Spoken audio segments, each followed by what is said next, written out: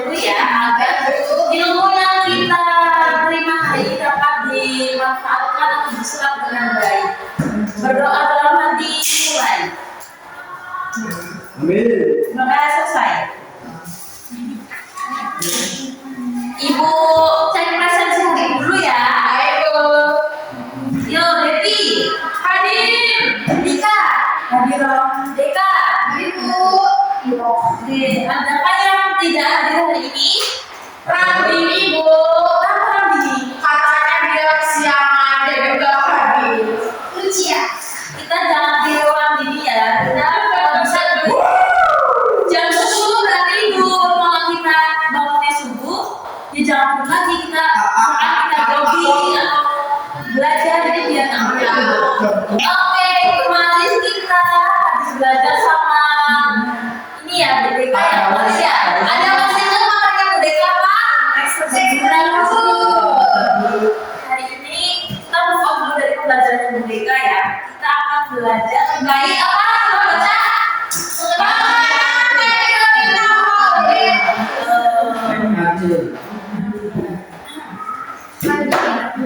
Kalian pernah melihat hewan anjing nggak? Pernah, Anjing pernah. yang kuku itu. Iya. Terus setelah itu apa lagi yang pernah kalian lihat? Anjing. Buaya. Unta di mana-mana sih. Aku hampir yang digorok. Aku juga lihat. Iya. Yang diikat ya. Itu kita tidak boleh ditiru ya. Iya. Tapi kita harus menjaga kelestarian apalagi hewan yang langka. Itu babi hutan tau Bu? Bukan. Itu tampil ya. Iya, bukan. Oke, kalian pernah baca cerita fabel nggak? Belum. Tenang. Belum pernah. Tapi pernah baca. Oh, ya itu termasuk cerita fabel itu, cuma dia dibuat video.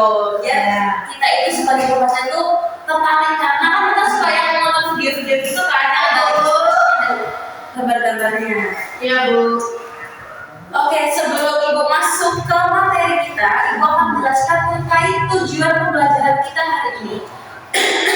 Maaf Ibu, batuk. Setelah mengikuti pembelajaran dan mendengarkan penjelasan pada materi hari ini, peserta didik diharapkan mampu yang pertama menjelaskan pengertian teks cerita fabel dengan benar. Yang kedua, mengidentifikasikan ciri-ciri dan struktur teks fabel. Yang ketiga, menentukan unsur-unsur pembangun cerita fabel. Dan yang terakhir, menyusun cerita fabel sederhana secara kreatif.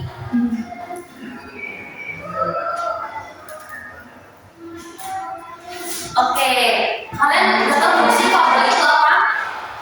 Cerita fiksi. Ya, betul. Kasih aku tangan dulu dong. Ya, jadi cerita fabel adalah cerita fiksi atau cerita khayalan yang tokohnya berupa hewan, tetapi hewan tersebut diibaratkan seperti manusia. Manusia itu kan bisa berbicara, ya bisa berpikir. Ya itu seperti itu ya. Dia tuh tokohnya hewan, tapi dalam cerita itu tokoh hewan itu bisa berbicara layaknya seperti manusia. Dan di dalam cerita fabel itu biasanya mengandung pesan moral, nasihat kehidupan, serta nilai-nilai karakter. Nah, selanjutnya ada ciri-ciri teks fabel. Yang pertama, tokohnya hewan. Nah, seperti yang tadi kalian bilang itu benar. Tokohnya itu hewan seperti contohnya itu ada kancil, ada anjing, ada kucing, buaya, gajah, dan lain sebagainya. Ya, gitu. Yang kedua, hewan yang berbicara dan berpikir seperti manusia.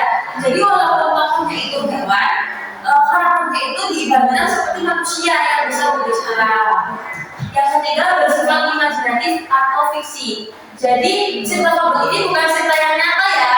Di kehidupan nyata itu kan hewan tidak bisa berbicara seperti manusia. Itu hanya sebagai khayalan atau fiksi belaka. Yang keempat, mengandung pesan moral. Di dalam cerita teks fabel ini tentunya si penulis akan memberikan sebuah pesan moral dari cerita tersebut. Yang kelima, menggunakan alur cerita sederhana.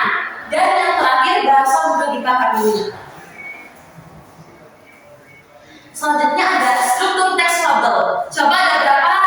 Strukturnya coba dilihat. Ada berapa? Coba yang pertama apa? Orientasi. Yang kedua yang keempat coba ibu mau minta tolong sama Mbak Tika bacain yang pertama orientasi. Orientasi berisi pengenalan tokoh, waktu, dan tempat. Nah, jadi di bagian orientasi itu sama aja pengenalan di awal ya. Biasa itu terdapat di paragraf pertama. Di sini itu kita mengenalkan tokohnya itu siapa, waktunya itu pada pukul berapa, dan tempatnya itu di mana. Yang kedua adalah komplikasi, yaitu berisi munculnya masalah atau konflik. Komplikasi ini biasanya itu berisi sebuah konflik yang memulai sebuah masalah pada cerita tersebut. Yang ketiga itu ada resolusi, yaitu bagian penyelesaian masalah dalam cerita. Tentunya kalau kita punya masalah pastinya ada penyelesaiannya, bukan? Iya. Nah, sebenarnya dalam cerita fabel ada masalah pasti ada solusi atau yang disebut dengan resolusi ya. Dan yang terakhir ada order, yaitu bagian tertutup yang berisi amanat atau pesan moral. Selanjutnya ada unsur instinktif fabel. Coba Mbak Deka bacakan, sebutkan aja ada berapa. Yang pertama ada tema, yang kedua ada tokoh dan tokohan, yang ketiga ada latar, yang keempat ada alur, yang kelima amanat, dan yang keenam sudut pandang. Tepuk tangan buat Mbak Deka. Nah, yang pertama itu ada tema. Apa sih tema itu? Jadi tema itu berupa ide pokok atau gagasan utama dalam cerita. Yang kedua itu tokoh dan tokohan. Tokoh itu pelaku, sedangkan penokohan itu adalah sifat tokoh tersebut. Kayak misalkan tokohnya itu buaya, sifatnya itu dia jahat atau baik gitu. Terus ya latar itu berisi keterangan tentang tempat, waktu, dan suasana dalam cerita. Selanjutnya ada alur, yaitu jalan cerita atau urutan peristiwa. Alurnya itu bisa alur maju atau alur mundur, serta bisa juga alur campuran. Selanjutnya ada amanat, yaitu pesan moral yang ingin disampaikan kepada pembaca. Dan yang terakhir itu ada sudut pandang, yaitu cara pengarang menceritakan kisah bisa melalui sudut pandang orang pertama atau orang ketiga.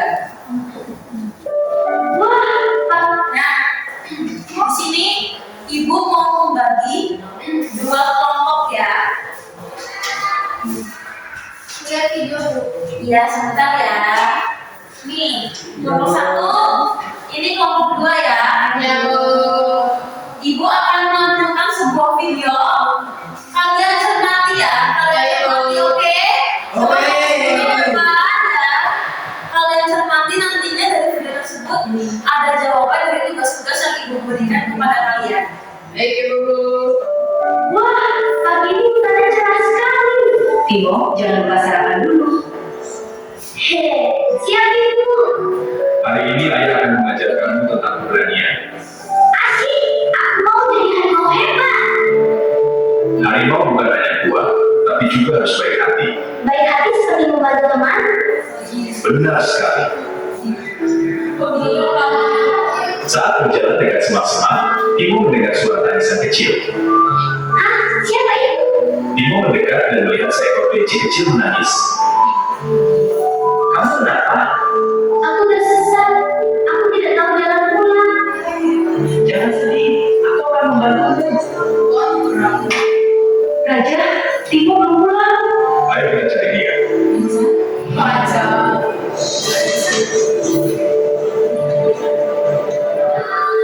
Timo, Ibu khawatir sekali. Maaf, Ibu aku membantu kelinci ini mencari rumahnya. Kamu sudah berbuat baik, tapi lain kali bilang dulu sebelum pergi jauh. Terima kasih sudah menolongku. Aku senang punya keluarga yang baik. Kami juga sayang padamu. Keluarga selalu saling menjaga. Sejak hari itu, anak harimau belajar bahwa keberanian bukan hanya tentang menjadi kuat, tetapi juga tentang peduli kepada orang lain. Oke, ada yang tahu tentang apa ceritanya tentang keberanian? Ya. Coba tokohnya ada siapa aja di situ? Ada harimau, itu harimau. Oke, betul. Kata-katanya gimana coba? Bukan gampang. Si anak dari harimau itu sifatnya baik. Baik dan berani. Ya, harimau tersebut mau siapa coba? Klise. Betul.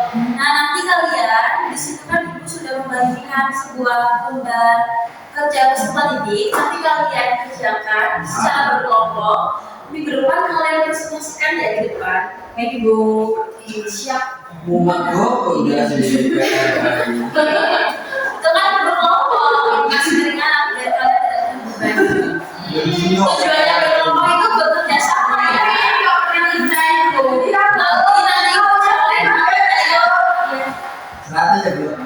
Harus rajin. Oke, sekarang ibu mau memberikan langkah menulis cerita fabel biar kamu itu bisa menulis cerita fabel ya. Besok keinginan kalian contohnya mau siapa aja nanti hewannya. Besok ya, yang pertama itu menentukan tema. Jadi sebelum kita menulis cerita fabel, kita harus berpikir dulu kita mau temanya apa, terkait apa, tentang keberanian, keluargaan atau seperti apa. Tikus makan kucing. Boleh. Terus yang kedua, memilih tokoh hewan. Kita harus memilih siapa nih tokohnya yang akan kita jadikan dalam cerita fabel ini. Bisa ada kucing, harimau, macan atau lain sebagainya. Yang ketiga, menentukan pesan moral. Jadi pada kita menulis teks fabel, kita harus memiliki pesan moral yang akan disampaikan. Jadi jangan cuma tulis doang, tapi nggak ada pesannya. Jadi membaca bingung apa nih yang mau disampaikan. Terus yang keempat, membuat alur cerita. Tadi alur cerita ada berapa coba? Alur cerita ada berapa? Alur itu ada 3. Apa aja mbak Tika? Ya. Ada campuran Ya, tepuk tangan buat kita. Jadi alur itu ada alur maju, yang kalau maju itu kronologis ya dari awal sampai akhir itu lurus saja. Kalau alur mundur itu dia flashback sebelah dulu baru maju. Kalau alur campuran itu campuran antara alur maju dan alur mundur. Dan yang terakhir itu menulis cerita sesuai struktur. Tadi strukturnya ada berapa coba? Apa aja? variasi, kombinasi, resolusi, dan modal. Ya, kita perhatikan seperti menyimak dengan baik ya, Masya Allah. Oke, mungkin itu saja pembelajaran hari ini. Sebelum ibu tutup, kalian gimana belajar hari ini? Menyenangkan nggak? Menyenangkan? Menyenangkan saja atau dapat apa ya? Mungkin dapat sesuatu atau enggak? Dapat Coba ibu mau tolong sama kalian yang berani menyimpulkan pembelajaran hari ini. Saya Bu, Ya, Mbak Nika coba. kesimpulannya pada hari ini yaitu teks fabel adalah cerita visi dengan tokoh hewan yang berperilaku seperti manusia dan mengandung pesan moral. Melalui pembelajaran fabel dapat dipahami struktur, unsur dan tema pembahasan serta nilai-nilai karakter dalam kehidupan sehari-hari. Beri aku kepada ibu punya sedikit, tapi di Mbak Nika udah banyak jawab ya. Jadi kita ada tepuk salut ini, tepuk salut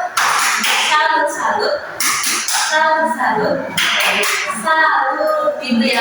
Oke, 1, 2, 3. Beri tepuk salut kepada Mbak Nika. Tepuk salut.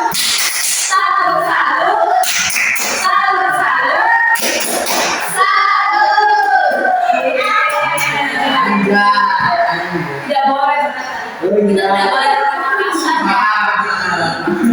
tidak dimaafkan. Oke, anak-anakku yang baik, yang cantik, yang ganteng, yang pintar, yang cerdas ini, semoga ilmu yang telah ibu berikan pada hari ini dapat bermanfaat untuk kalian semua ya, dan dapat diterapkan di kehidupan nyata. Siapa tahu nanti kalian menjadi penulis gitu kan? Sekarang mau penulis bayar itu mahal. Oke. Terima kasih, belajar dari cerita menjadi pribadi yang lebih baik. sebelum Ibu akhiri, mari kita berdoa terlebih dahulu. Berdoa